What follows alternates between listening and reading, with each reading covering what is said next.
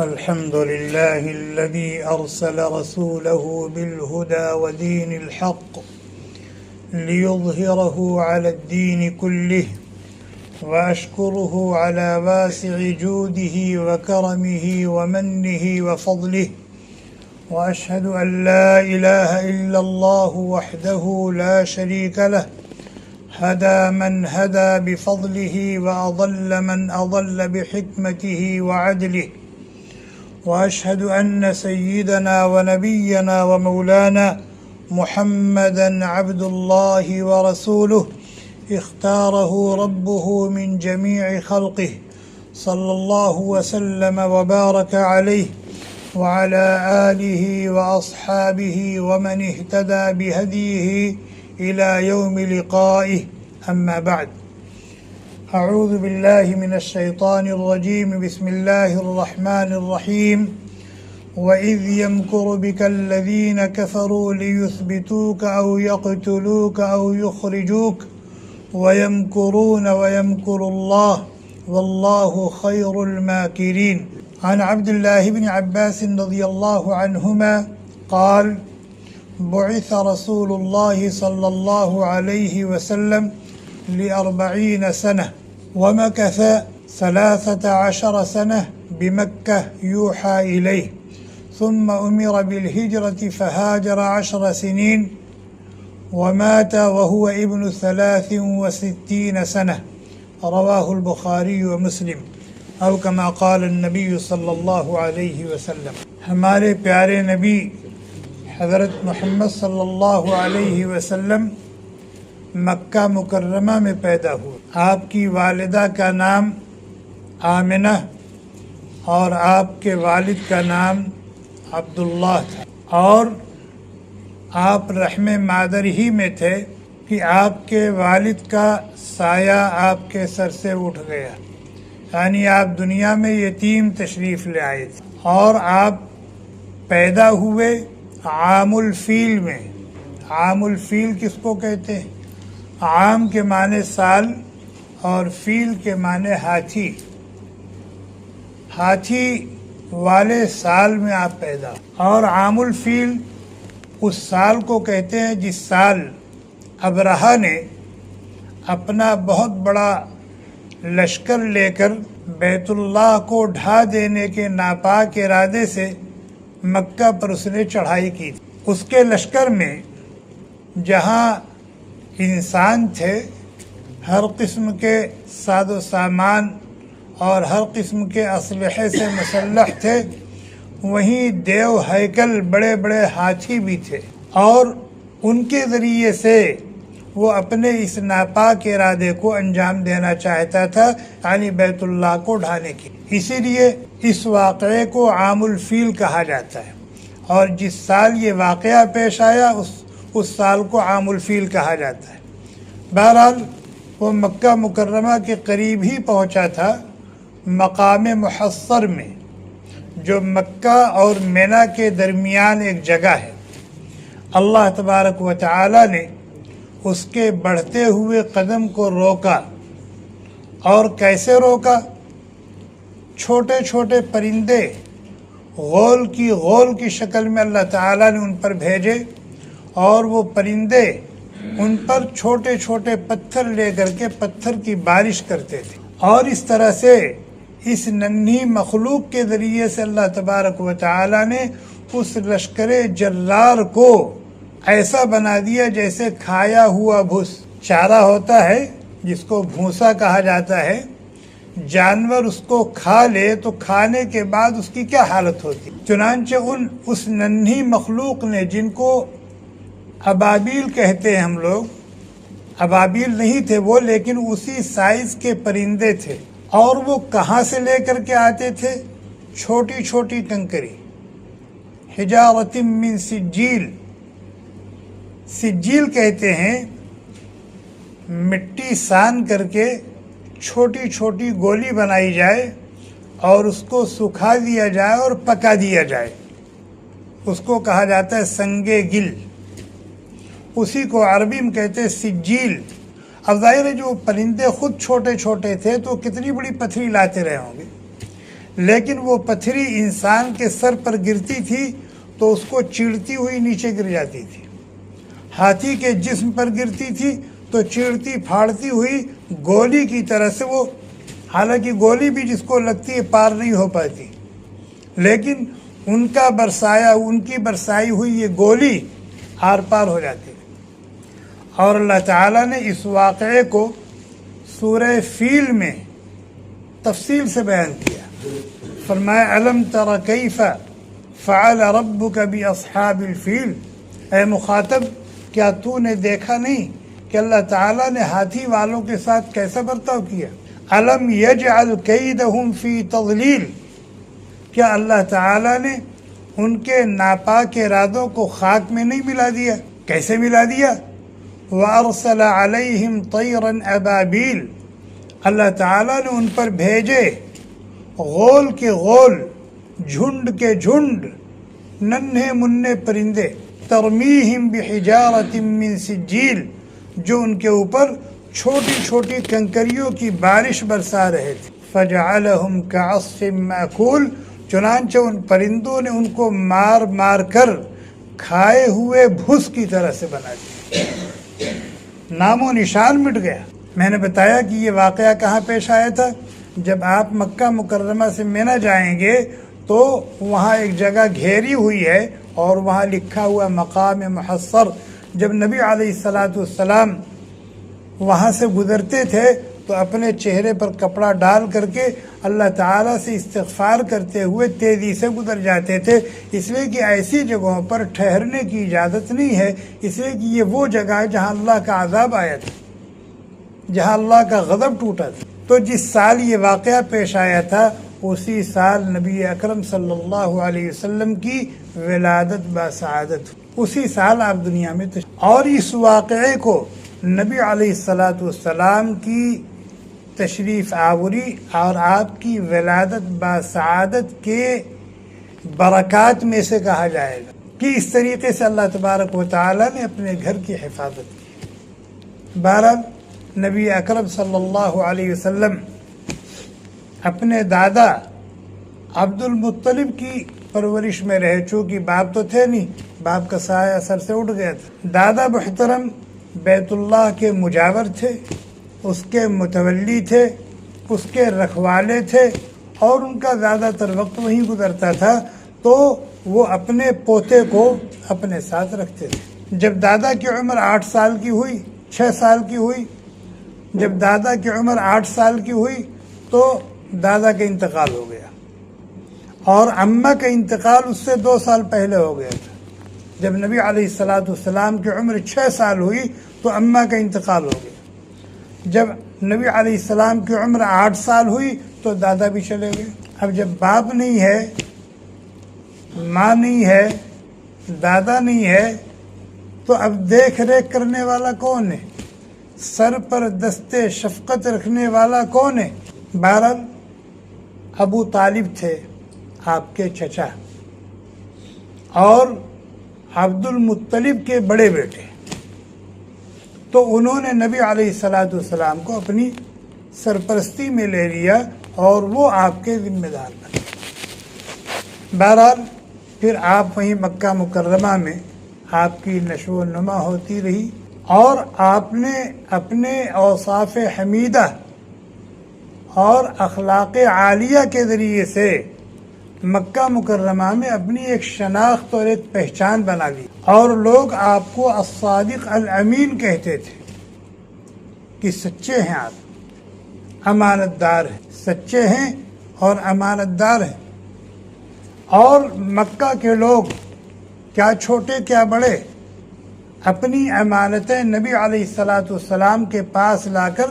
بغرض حفاظت رکھا کرتے تھے۔ ظاہر اس وقت تو دخان بینک نہیں تھا، مصرف قطر اسلامی بھی نہیں تھا، اور چوری چماری عام تھی، تو اپنے روپے پیسے، اپنے دینار اور درہم کی حفاظت ہر آدمی اپنے گھر میں رکھ کے نہیں کر سکتا تھا، تو نبی علیہ السلام پر اعتماد ہوتا تھا اور آپ کے پاس رکھتے تھے۔ بہرحال جب آپ کی عمر مبارک 40 سال ہوئی تو اللہ تبارک و تعالی نے آپ کے سر مبارک پر تاج نبوت سجایا، خلعت مبارک خلعت نبوت سے آپ کو سرفراز فرمایا اور اپنا نبی اور رسول بنایا، اور صرف نبی اور رسول نہیں، امام الانبیاء بنایا، خاتم الرسل بنایا، خاتم النبیین بنایا، اور آپ کو ذمہ داری دی کہ اللہ کے پیغام کو اللہ کے بندوں تک، اللہ کی بندیوں تک پہنچائیں، اور اللہ کے بندے اور اللہ کی جو بندیاں اللہ تبارک و تعالی سے دور ہیں اور دنیا میں آنے کے مقصد کو فراموش کیے ہوئے ہیں، بھولے ہوئے ہیں، ان سے اللہ کا تعارف کرائیے اور ان کو اللہ سے جوڑیے۔ نبی علیہ الصلاۃ والسلام دعوت و تبلیغ کا یہ بیڑا لے کر کھڑے ہوئے، اکیلے، اور آپ نے لوگوں کو دعوت دینا شروع کیا اور اللہ کا پیغام لوگوں تک پہنچانا شروع کیا۔ بہرحال آپ 13 سال رہے، نبی بننے کے بعد 13 سال مکہ مکرمہ، اور اہل مکہ نے آپ کا اور آپ کے ساتھیوں کا جینا دوبھر کر دیا۔ وہی شخصیت اور وہی ذات جو کل تک الصادق الامین کے لقب سے نوازی جاتی تھی، لوگ ادب اور احترام کرتے تھے، حتیٰ کہ جب بیت اللہ کی تعمیر ہونے لگی اور حجر اسود کو اس کی جگہ پر نصب کرنے کا وقت آیا اور قریش کے سرداروں میں اختلاف ہو گیا، تو اس اختلاف اور لڑائی جھگڑے کو دور کرنے کے لیے لوگوں نے متفقہ طور پر آپ کو حکم تسلیم کیا کہ آپ جو فیصلہ کریں گے ہمارے ہاں وہ قبول ہے۔ اتنا اعتماد تھا لوگوں کو، لیکن جب ایک اللہ کی عبادت و بندگی کا پیغام ان کو سنایا اور توحید کی دعوت دی، تو آپ کے اپنے قریبی لوگ آپ کے دشمن، اور ایسی عداوت، ایسی دشمنی کہ انسانیت سوز مظالم خود نبی علیہ السلام پر اور نبی علیہ السلام کے دامن رحمت سے وابستہ ہو جانے والوں کے اوپر توڑے جاتے۔ 3 سال کے لیے آپ کا اور آپ کے ماننے والوں کا بائیکاٹ کیا گیا کہ ان سے کسی قسم کا کوئی لین دین نہیں ہوگا، ان سے کوئی اپنی راہ و رسم نہیں رکھے گا اور ان سے کوئی بات چیت نہیں کرے گا، ان کے پاس آنا جانا نہیں رکھے گا۔ چنانچہ شعب ابی طالب میں آپ 3 سال تک اپنے گھر والوں کو اور صحابہ کو لے کے محصور۔ وقت گزرتا رہا، اور کتنا وقت گزرا؟ 13 سال 13 سال یہ معمولی وقت نہیں ہے، لیکن آپ نے جتنی محنت کی، جتنا مجاہدہ کیا، جتنی قربانی دی، اس اعتبار سے نتائج نکلتے نظر نہیں آئے۔ پھر آپ نے طائف کا رخ کیا، اور طائف میں کیا ہوا آپ کے ساتھ وہ واقعہ عام طور پر لوگ جانتے ہیں۔ اور پھر نوبت یہاں تک پہنچی کہ سرداران مکہ نے ایک ایمرجنسی کانفرنس بلائی اور کہا کہ آج ہم لوگ متفقہ طور پر کوئی ایسی تجویز منظور کریں کہ یہ جو ان کا معاملہ ہے یہ ختم ہو جائے اور اس سے ہم لوگوں کو نجات مل جائے۔ یہ جو روزانہ کی کھٹ ہے، مثلا میاں بیوی ہیں، بیوی مسلمان ہو گئی اور میاں کافر ہے تو ظاہر دونوں میں انبن تو رہے گی۔ باپ بیٹے ہیں، باپ مسلمان ہو گیا، بیٹا کافر ہے اور ایک ہی گھر میں رہتے ہیں تو ظاہر مسئلہ کھڑا ہوگا۔ ایک خاندان مسلمان ہو گیا، دوسرا خاندان ابھی کافر ہے تو ظاہر ان میں بھی دوری ہوگی نا۔ اس طرح کے حالات تھے۔ تو اس دارالندوہ میں، دارالندوہ کہا جاتا ہے جہاں میٹنگ ہوتی ہے، جہاں پنچایت ہوتی ہے، بہرحال وہاں سارے چودھری اکٹھا ہوئے اور ابھی کارروائی شروع نہیں ہوئی تھی کہ ایک شخص سفید ریش، جبہ قبہ پہنے ہوئے، پگڑا باندھے ہوئے، اس نے بھی کنڈی کھٹکھٹایا، دروازہ کھولا گیا۔ کون ہے؟ بتایا کہ میں نجد کا رہنے والا ہوں اور مجھے یہ خبر ملی تھی کہ آپ محمد کے تعلق سے کوئی فیصلہ کن میٹنگ کرنا چاہتے ہیں اور کسی نتیجے پر پہنچنا چاہتے ہیں، تو میں نے سوچا کہ اس کار خیر میں میں بھی شرکت کروں، حصہ لوں، ہو سکتا ہے میں آپ کو کوئی صلاح و مشورہ دے سکوں اور اس میں میرا بھی حصہ لگ سکے، میرے لیے صدقہ جاریہ بنے۔ بہرحال لوگوں نے اس کو بھی بیٹھا لیا، بھائی آ جاؤ، اس کے بعد کارروائی شروع، اور یہی بات سامنے رکھی گئی کہ بھائی ان کے مسئلے سے کیسے نمٹا جائے اور کیا معاملہ اور برتاؤ کیا جائے کہ یہ جو صورتحال پیدا ہوئی ہے اس سے ہم کو مستقل طور پر نجات ہو۔ چنانچہ ایک تجویز یہ آئی کہ ان کو کہیں قید کر دیا جائے اور ان کو کھانا پانی نہ دیا جائے اور کسی کو ان کے ہاں جانے بھی نہ دیا جائے، تو بھوکے پیاسے یہ کئی دن رہ سکتے ہیں، 2 دن 4 دن 6 دن، اس کے بعد مر جائیں گے، کھیل ختم ہو جائے گا۔ یہ ایک تجویز آئی۔ تو اس تجویز کو سب سے پہلے مسترد جس نے کیا وہ چودھری تھا جو آیا تھا، سفید ریش مپگڑ، اس نے رد کیا، کہا تم لوگ بیوقوف آدمی ہو، دیکھتے نہیں کہ جو لوگ ان کے دامن سے وابستہ ہو چکے ہیں، جڑ چکے ہیں، وہ کس طرح سے ان پر اپنی جان و مال کو فدا کرنے کے لیے آمادہ و تیار ہیں، کیا وہ چھڑا نہیں لیں گے؟ وہ ان کو چھڑا نہیں لیں گے؟ اس لیے یہ تجویز قابل اعتنا نہیں ہے۔ دوسری تجویز آئی کہ ان کو جلا وطن کر دیا جائے، شہر بدر کر دیا جائے، تو اس نے اس تجویز کو بھی مسترد کر دیا اور کہا تم دیکھتے نہیں ان کی زبان میں کتنی حلاوت و چاشنی، کتنی مٹھاس ہے، ان کے اخلاق دیکھتے نہیں کیسے ہیں کہ جو ان سے ملتا ہے، جو ان سے بات کرتا ہے، جو ان کو دیکھتا ہے وہ انہی کا ہو جاتا ہے، لوگ فدا ہو جاتے ہیں، گرویدہ ہو جاتے ہیں۔ اگر تم ان کو جلا وطن کر دو گے تو ان کو تو اپنا مشن لے کر آگے بڑھنے کے لیے راستہ ہی ہموار ہو جائے گا، اور پھر آزادی سے یہ کام کریں گے، اور پھر ہو نہ ہو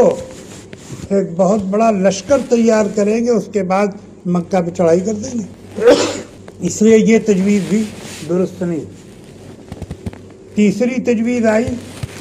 کہ ان کو قتل کر دیا، العیاذ باللہ، ان کو قتل کر دیا جائے، ان کے خون سے ہولی کھیل لی جائے، اپنے ہاتھ ان کے خون میں رنگین کر دیے جائیں۔ لیکن پھر سوال پیدا ہوا کہ اگر ہم ان کو قتل کر دیتے ہیں تو ظاہر ہے ان کا جو خاندان ہے، ان کا جو قبیلہ ہے، وہ خاموش تو نہیں بیٹھے گا، وہ ہم سے قصاص کا مطالبہ کرے گا یا خون بہا کا مطالبہ کرے گا، تو پھر اس وقت ہم کیا کریں گے؟ تو اس نے کہا کہ یہ جو ڈر تمہارے اوپر ہے کہ ان کے خاندان والے قصاص کا مطالبہ کریں گے اگر ان کو قتل کر دیا جائے، تو اس سے بچنے کے لیے میرے پاس ایک بہترین تجویز، اور وہ یہ کہ جتنے قبائل ہیں ان میں سے ایک ایک نوجوان کا انتخاب کیا جائے اور ان کو تیغ بے نیام دی جائے، اور ان سے یہ کہا جائے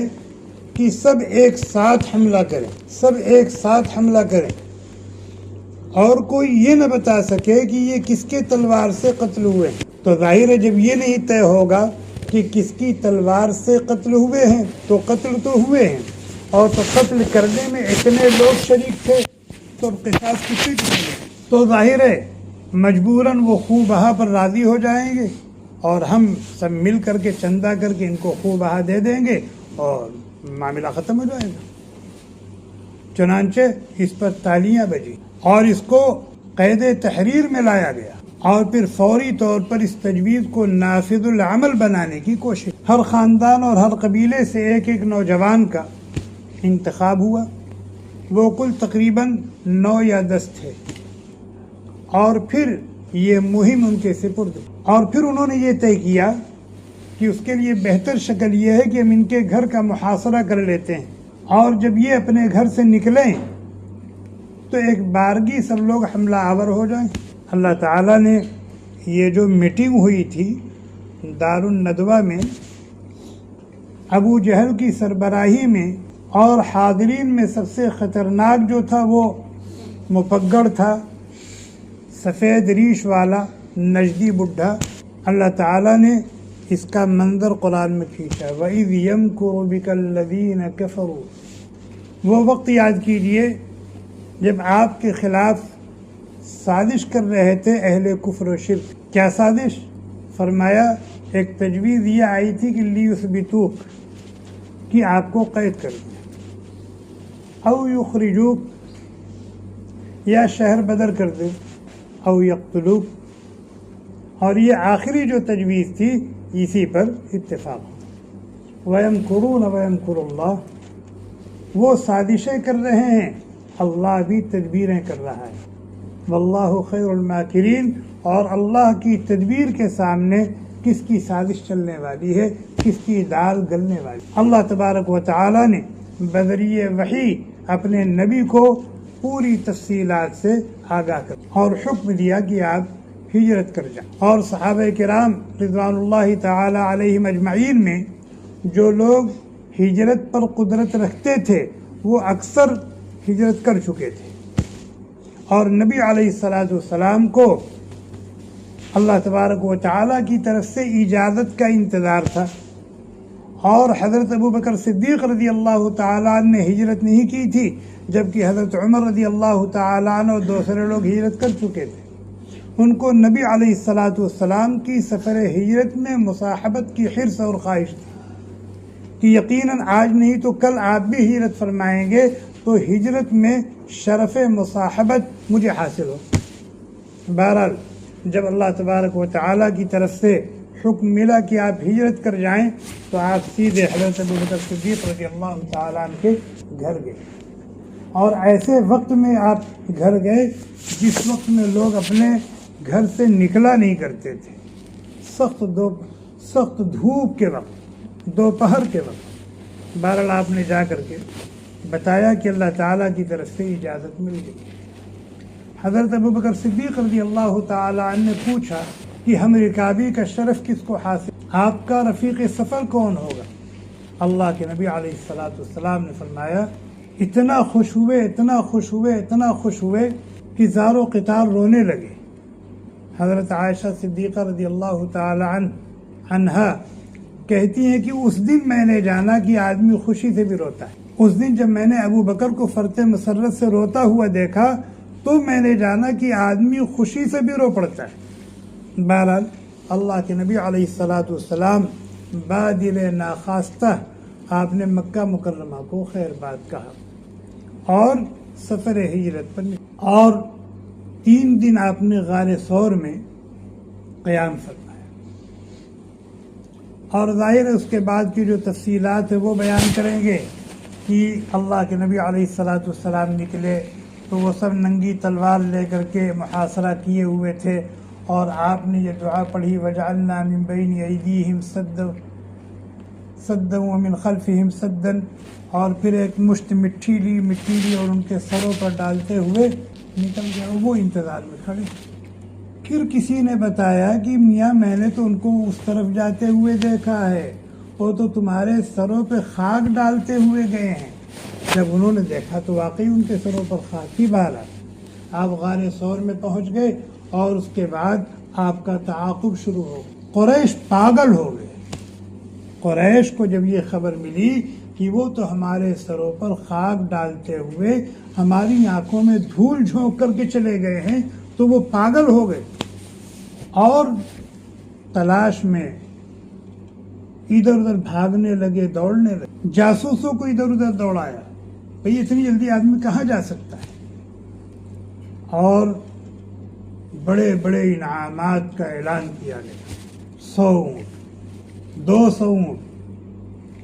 کی اس لالچ میں لوگ نکلیں اپنے جیسی کریں اور مردہ یا زندہ گرفتار کر کے لے آویں اور انعام لیں. بہرحال نبی علیہ السلام غار ثور میں 3 دن رہے اور انتظار کر رہے تھے کہ یہ تو بھاگم دوڑ مچی ہوئی ہے اور تلاش و جستجو میں لوگ لگے ہوئے ہیں اور ہر ایک کی خواہش ہے کہ یہ انعام مجھے ملے، یہ معاملہ کچھ ٹھنڈا ہو تو پھر ہم یہاں سے نکلیں اور پھر اپنے سفر پر. اور یہ تلاش کرتے کرتے وہاں غار ثور کے پاس پہنچ گئے اور حضرت ابوبکر صدیق رضی اللہ تعالی عنہ نے جب سر اٹھایا تو ان کو دیکھ بھی لیا اور پھر فرمایا کہ یہ سب یہاں پہنچ آئے ہیں، اگر کسی نے تھوڑا سا بھی نظر جھکائی تو ہمیں دیکھ لیتا. اور حضرت ابوبکر صدیق رضی اللہ تعالیٰ عنہ کے اوپر ایک گھبراہٹ کی کیفیت تھی. اللہ کے نبی علیہ السلام نے فرمایا لا تحزن ان اللہ معنا، گھبراؤ نہیں، اللہ ہمارے ساتھ۔ فَأَنزَلَ اللَّهُ سَكِينَتَهُ عَلَيْهِ، نبی علیہ الصلوۃ والسلام تو اپنی جگہ پر مطمئن تھے ہی، ان کو اللہ کی ذات پر توکل اور اعتماد تھا ہی، لیکن حضرت ابوبکر صدیق رضی اللہ تعالیٰ عنہ کچھ پریشان تھے، جس کا انہوں نے اظہار کیا تو اللہ تعالیٰ نے ان کو بھی مطمئن کر دیا۔ بہرحال تین دن کے بعد پھر حضرت نبی علیہ الصلوۃ والسلام اور حضرت ابوبکر صدیق رضی اللہ تعالیٰ عنہ غار ثور سے نکلے اور جانب نبی علیہ الصلوۃ والسلام مکہ مکرمہ سے نکلے تھے اور لوگ آپ کو پکڑنے کے لیے بھاگم دوڑ مچائے ہوئے، اور جب آپ مدینہ منورہ میں داخل ہوئے ہیں تو ایک جم غفیر آپ کے استقبال کے لیے بے چین اور بے تاب، ایک جم غفیر آپ کے استقبال کے لیے بے چین اور بے قرار تھا، اور نعرے تکبیر کے ساتھ یا یوں کہیے کہ نشید کے ساتھ آپ کا استقبال ہوا، اور آپ نے مدینہ منورہ سے 3 میل کے فاصلے پر ایک جگہ قیام کیا، علی اختلاف الروایات 14 دن یا 1 مہینہ یا 20 دن، پھر وہاں اپنے مسجد قباء کی بنیاد رکھی، اور پھر وہاں سے مدینہ منورہ۔ ہر صحابی کی یہ خواہش تھی، آرزو تھی کہ آپ میرے مہمان۔ بہرحال اللہ کا لکھا جو تھا وہ سب ہوا۔ پھر ٹھیک 8 سال کے بعد، مکہ مکرمہ سے نکلنے کے ٹھیک 8 سال کے بعد،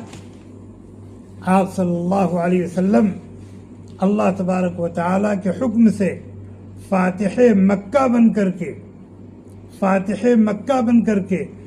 10,000 صحابہ کے لشکر جرار کے جلب میں مکہ مکرمہ، اور کسی ایک شخص کا بھی خون نہیں بہا مکہ کو فتح کرنے میں۔ یہ اللہ کی شان ہے۔ جہاں سے اتنی بے دردی کے ساتھ نکالے گئے تھے نبی اور نبی کے صحابہ، سوچیے اپنا گھر بار چھوڑنا، اپنی جائیداد و پراپرٹی کو تج دینا، اپنے خاندان اور قبیلے سے الگ ہو جانا، بھئی آدمی کیا لے کے جا سکتا ہے؟ ہجرت کر رہا ہے، کیا لے کے جا سکتا ہے؟ بعض صحابہ کرام نے تو باقاعدہ یہ اپنا سب کچھ تعاقب کرنے والوں کو دے کر کے صرف اپنی جان لے کر کے مدینہ کو، سرزمین مکہ اپنی وسعت کے باوجود ان لوگوں پر اہل حق پر تنگ ہو گئی تھی، لیکن زیادہ وقت نہیں گزرا، صرف 8 سال کے بعد آپ فاتح مکہ بن کر کے، اور ہجرت کی برکت سے ایک اسلامی ریاست وجود میں آئی۔ 13 سال مکہ مکرمہ میں محنت کی، مجاہدہ کیا، رات دن ایک کر کے اللہ کا پیغام لوگوں تک پہنچاتے رہے، لیکن میں نے بتایا خاطر خواہ نتیجہ نہیں نکلا، لیکن حرکت کہیں برکت کہیں۔ جو حرکت مکہ مکرمہ میں ہوئی تھی اس کی برکت مدینہ منورہ میں ظاہر ہوئی۔ آپ پہنچے اور وہاں پہنچتے ہی ایک اسلامی ریاست وجود میں آ گئی، اور پھر اسی اسلامی ریاست کے زیر سایہ غزوہ بدر، غزوہ احد، غزوہ احزاب اور نہ جانے کتنے غزوات ہوئے۔ اور نبی علیہ الصلوۃ والسلام کو اللہ تبارک و تعالیٰ نے ایک دعا سکھائی تھی ہجرت سے پہلے، کیا؟ ربی ادخلنی مدخل صدق واخرجنی مخرج صدق واجعل لی من لدنک سلطانا نصیرا، کہ آپ یہ دعا پڑھا کریں کہ اے اللہ عافیت، سہولت اور سلامتی کے ساتھ اگر مکہ سے نکلنا مقدر ہو تو نکالیے اور مدینے میں پہنچائیے، اور پھر عافیت، سہولت اور سلامتی کے ساتھ دوبارہ مکہ مکرمہ میں لے کے آئیے۔ اللہ تبارک و تعالی نے جو دعا سکھائی تھی اس دعا کے بالکل عین مطابق سب کچھ ہوا۔ مکہ مکرمہ سے نکلنا بھی ہوا، مدینہ منورہ میں رہنا بھی ہوا، اور پھر مکہ مکرمہ میں واپس۔ اور جاء الحق وزهق الباطل ان الباطل كان زهوقا، حق آ گیا، باطل چلا گیا، اور باطل تو جانے ہی کے لیے آ گیا۔ چنانچہ مکہ اور مکہ کے گرد و نواح کے گھر گھر میں، جھوپڑی جھوپڑی میں اسلام داخل ہو گیا، اسلام کے نام لیوا کھڑے ہو گئے، اور ہر طرف سے اشہد ان لا الہ الا اللہ واشہد ان محمد رسول اللہ، اور لوگ جوق در جوق، پہلے نبی اور نبی کے صحابہ لوگوں کے پاس جایا کرتے تھے، خوشامدیں کیا کرتے، سمجھایا کرتے تھے، لیکن لوگوں کی سمجھ میں نہیں آتا تھا، اور اب خود لوگ جوق در جوق چلے آ رہے ہیں اور حلقہ بگوش اسلام. والذی